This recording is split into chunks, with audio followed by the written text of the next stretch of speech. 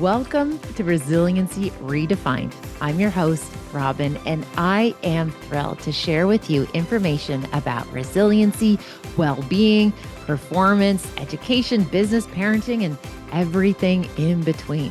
I'm committed to joining you each week to talk about these big ideas and bring them into action, habits, tools, strategies, tactics that allow us to finally uncover what it takes to truly be well. And I'm just so excited that you're here.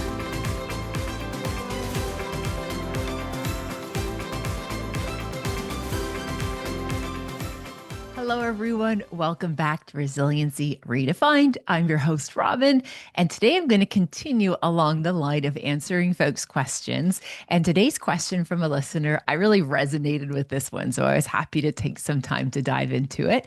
The question was simple as this: how do we hold someone accountable? How do we hold someone accountable?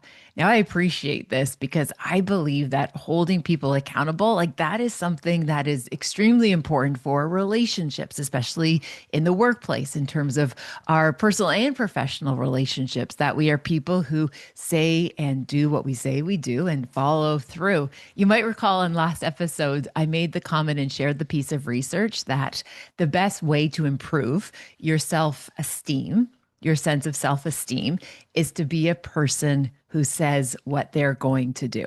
Be a person who has that followed through, or in light of what we're talking about today, a person who is accountable.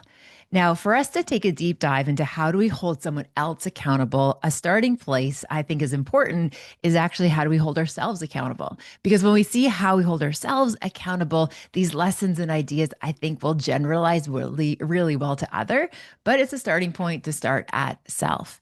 Now, when we think about accountability, we are doing what we say we're going to do. We follow through. We hold ourselves to a standard. The first idea I invite you to think about is that notion of your line. Now, it doesn't have to be a line in the sand. It could just be this line in terms of recognizing what behavior, what expectations you have for yourself, knowing what those lines are. And we talk about this often as our identity. And our identity is tied in with our values, our beliefs.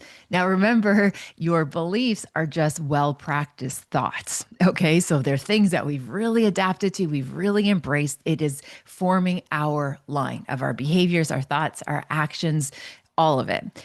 And the question we often ask, and when we look at our behavior, when we're holding ourselves accountable, is this behavior or this action or what I'm about to say, is it above the line or is it below the line?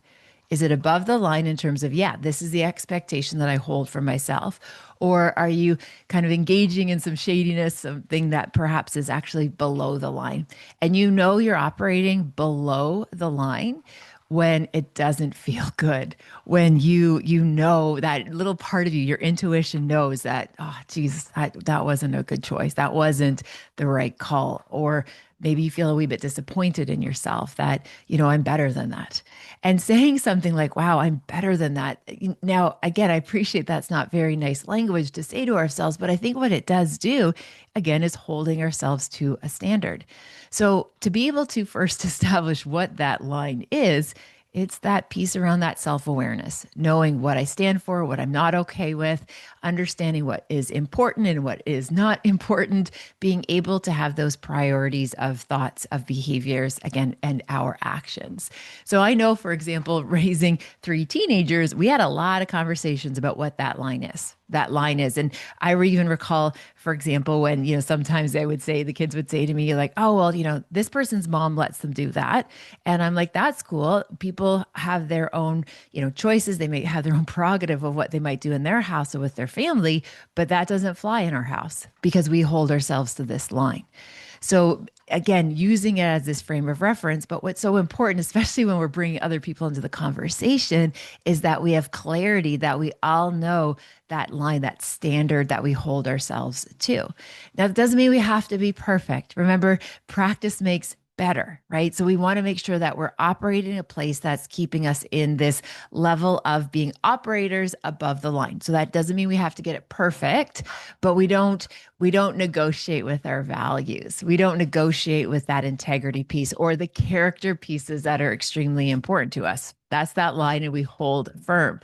I also, in full disclosure, I do remember at one point saying to the kids when they told me, like, oh, this other person's mom lets them do this. And I do recall in a moment of maybe a wee bit of overwhelm saying, well, like, clearly I just love you more than that person's mom loves their kids. Probably not my best parenting move. My children will still remind me of the time they're like, do you remember when you tried to tell us like we weren't allowed to do those things? And you explained it by the fact that I simply loved you, like I love them more than other people's parents love them. It was interesting learning moment for all of us. Okay, back on track. So holding ourselves accountable, we need that clarity. I am somebody who is a great way to get that statement out for you to help design and build that line for you. I am somebody who follows through. I am somebody who takes the stairs and not the elevator or the escalator when I can. I am somebody who makes a point of not interrupting somebody whenever is possible, right? I am somebody who will always take my garbage out of a car every single time I stop.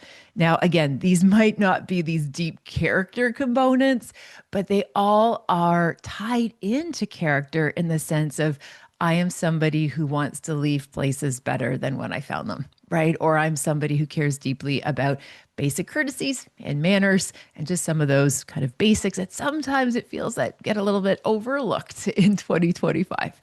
Nevertheless, whatever comes after that statement, I am somebody who, it's going to give you an idea of what the behavior is above the line. So is this behavior above the line or below the line? Now, that doesn't mean we're not going to have days where we're feeling a wee bit off. So, for example, let's say I am somebody who goes for a walk every morning. I am somebody who consistently goes for a walk every morning. I hold myself accountable to that. Now, let's say you wake up one morning and you're not feeling great. Maybe you're feeling depleted. Maybe you're coming down with something.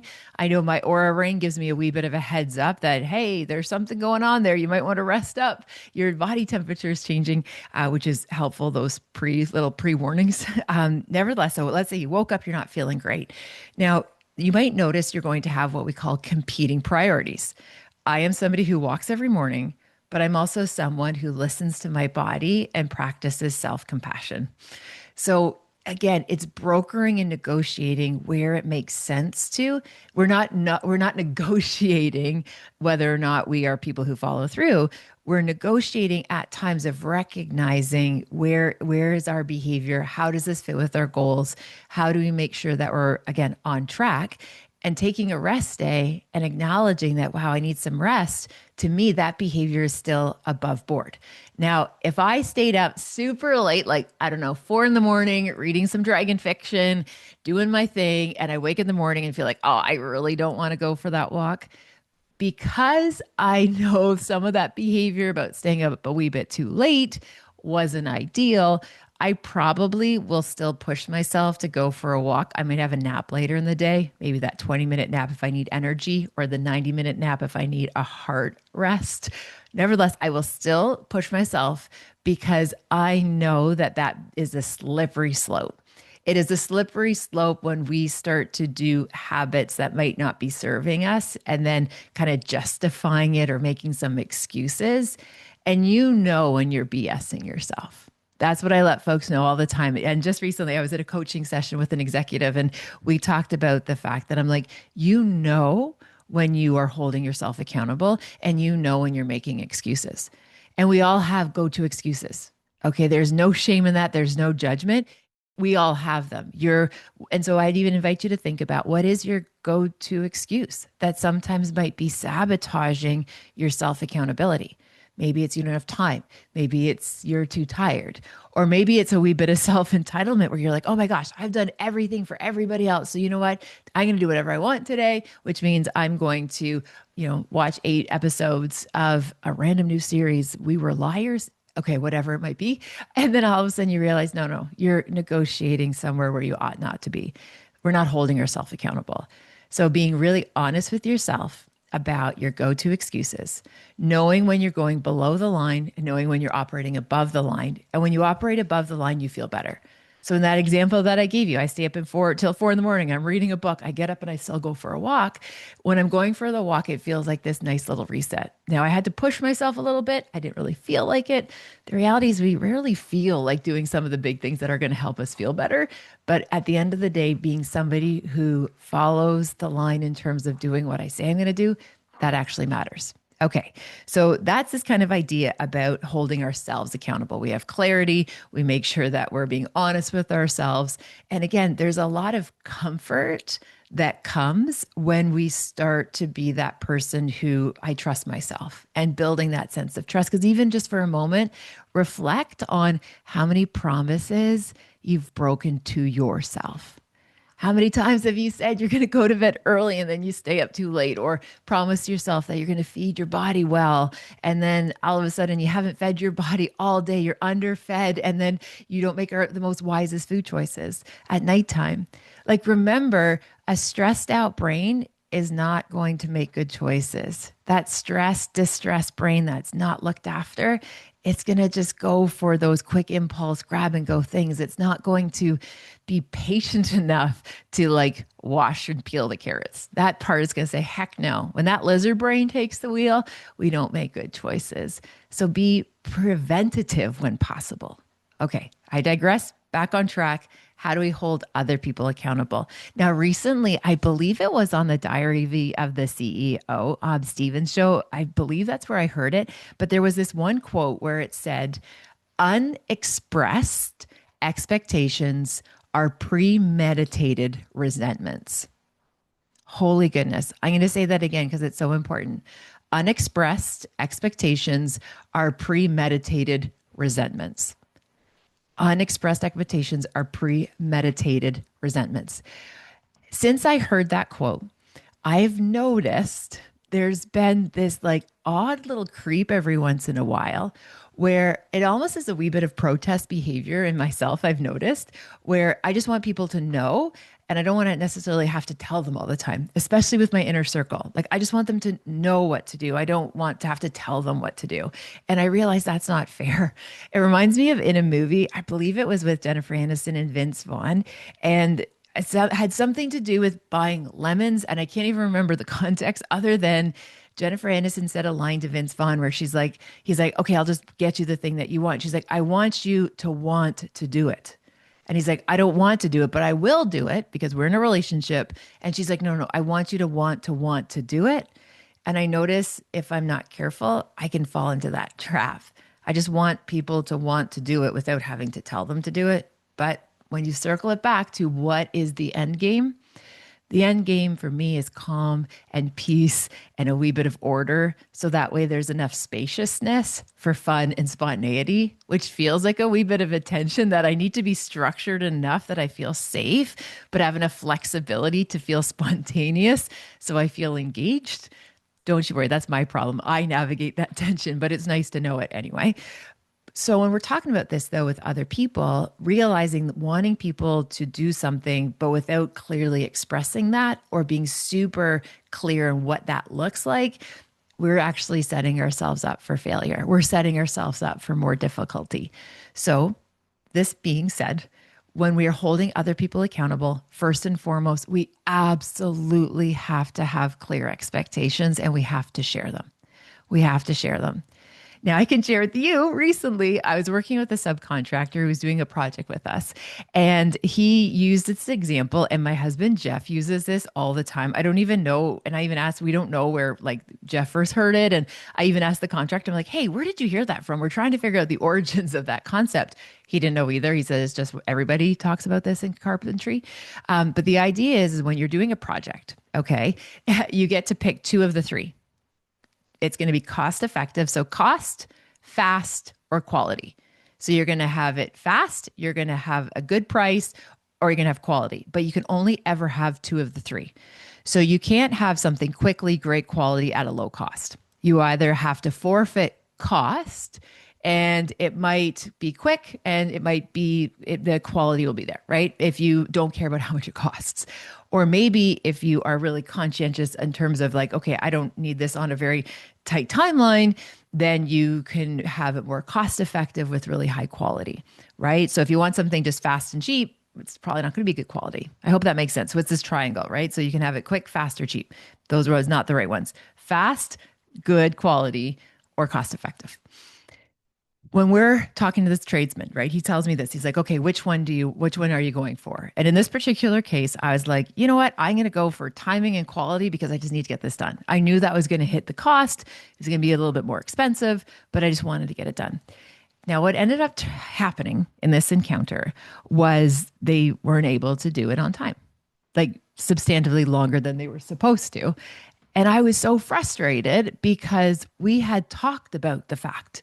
We did express the expectation that we were willing to pay more for this project because we just wanted it done. So that made me very frustrated when all of a sudden that third variable, the third player in that, didn't follow through. Now, I have shared in earlier episodes, struggle with difficult conversations sometimes. However, something that I know is that if I didn't say something, that I was going to be really resentful towards this project. And again, when we're having a difficult conversation, no small talk, just get to the matter. And I want to be able to hold people accountable in this case because, hey, dude, you said this is the way you were going to do it, and now you're not doing it.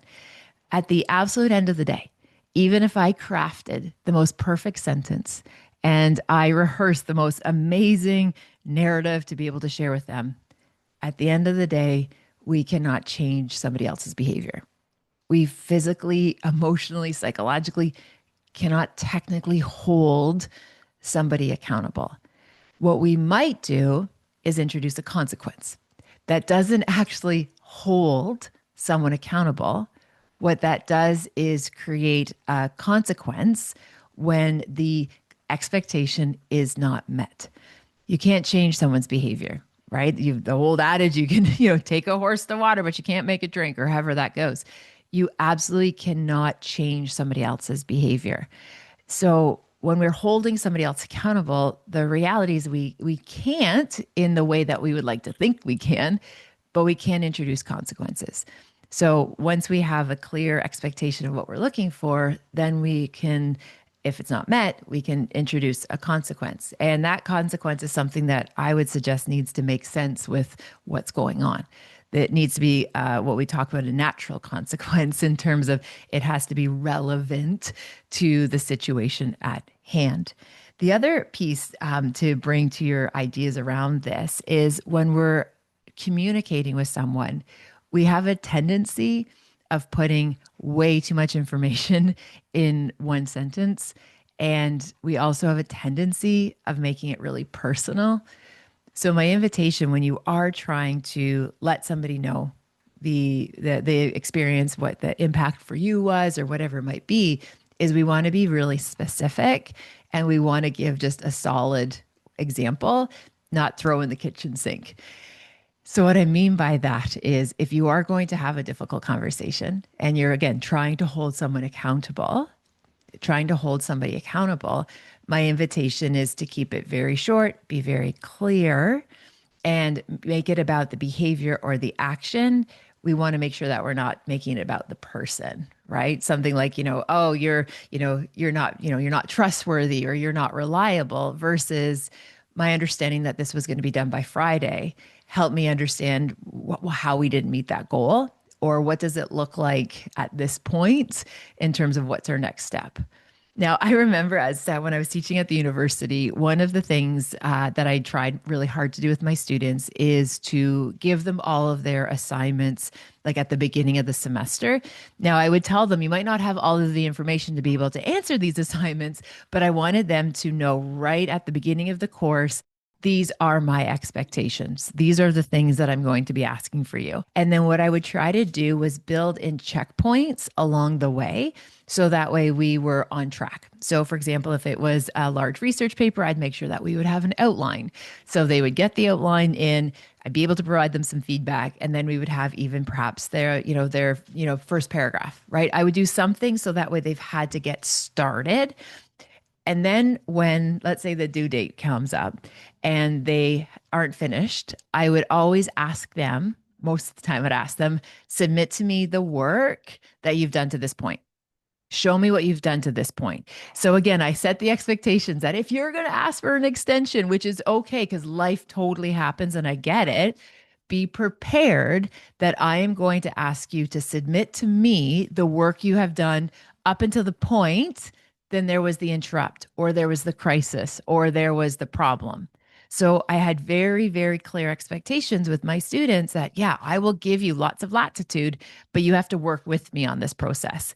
And I can share with you, so many of my students said to me, the fact that they had to show how much work they had done up to the point where whatever happened, where they thought they needed the extension, so many of my students said, like, I was going to ask for an extension, but then realized, like, no, it's okay. I can get this done. Or realizing, like, knowing that we talked about it, knowing that this isn't a place where they could kind of cut corners. So again, expectations is important, but also creating systems that allow people to be successful most of the time, right? We're not going to be able to create a system that works for everybody and it's perfect and flawless. That's not the point. We want systems that work most of the time. Because you know what? If it works most of the time, I'm okay with that, right? I'm okay with a solid B plus in most areas. Just a quick little digression. Just recently, I make decisions very quickly. And Jeff and I had a conversation. He's like, wow. He's like, you make decisions so fast. And I said, yeah. And you know what? Because it works 90% of the time, it's a system that I'm okay to keep using. Now, if I make decisions really fast and like 90% of the time I was making the wrong choice, then I would pause and revisit a system. Anything that is working 75% and above, I'll take it. That works for me. That's a strategy that I find works well as somebody who makes quick decisions. Okay. I hope that was useful. I hope that was helpful. That piece around our self accountability, our piece about, again, we can't really hold other people accountable. The reality is we introduce consequences at that point. And perhaps the consequence in the example I gave you about the builders, I just won't work with them again, right? So it doesn't necessarily be a consequence in the exact moment, but it's related. Again, just the gentle reminder as well, the reason why we start with self accountability is we know it feels really good when we're living aligned. When we live and we behave and we show up in alignment with our values, it feels really, really good. We also know that it builds that discipline. And as Jocko Willink says, discipline equals freedom, right? When we are so locked in our systems and things are working really well most of the time, it gives us so much freedom to do other things. We know it increases our sense of self-trust. Being able to trust ourselves is extremely important, especially when the world feels so untrustworthy right now and so uncertain. We also know it actually reduces some procrastination and some decision making. And we've talked about this before, right? When we're really going through it, we got to simplify. And when we just have simple yes, no's, this or that, it's a lot easier than these massive charcuterie boards of choice. When you're distressed, a charcuterie board of choice is not what we want. We want this or that, not what would you like. And the last one is also improves our relationships with others and selves when we're persons that consistently operate above the line. And again, whatever that line looks like for you, you are entitled to your line, however your line makes sense for you. And just knowing you set that standard, you hold yourself accountable. And remember, like attracts like. So when you start holding yourself accountable and you operate above that line, you're going to start to find other people who share that space with you. And it just becomes this, like, there's just this ease to it. You start being around the right people. And again, there's going to be some folks that operate below the line. They're still in our sphere, but we might just want to maybe just love a little bit from afar, right? Maybe just putting a wee bit of spaciousness and recognizing, hey, that might be okay for them to do, but for me, this is important. This is important that I show up in my integrity, holding ourselves accountable. It makes a big difference. Okay, my friends, I hope that was helpful. Thanks for tuning in. Please keep asking me your questions. I'm not an expert on all these things by any means, but I do appreciate human behavior, and I do have a few ideas that I do love to share. So thanks for asking. Take good care, and I'll connect with you next time. Bye for now. Thank you for spending time with this podcast episode today.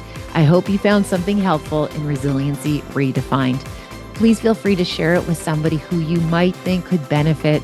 Maybe there was something useful, something in particular that you think you could pay forward. Also, if you have a moment, please feel free to rate and review this podcast wherever you like to listen to your podcast. It means the world to me. And again, thanks for your time. Thank you for your interest. Take good care, and I'll see you next time.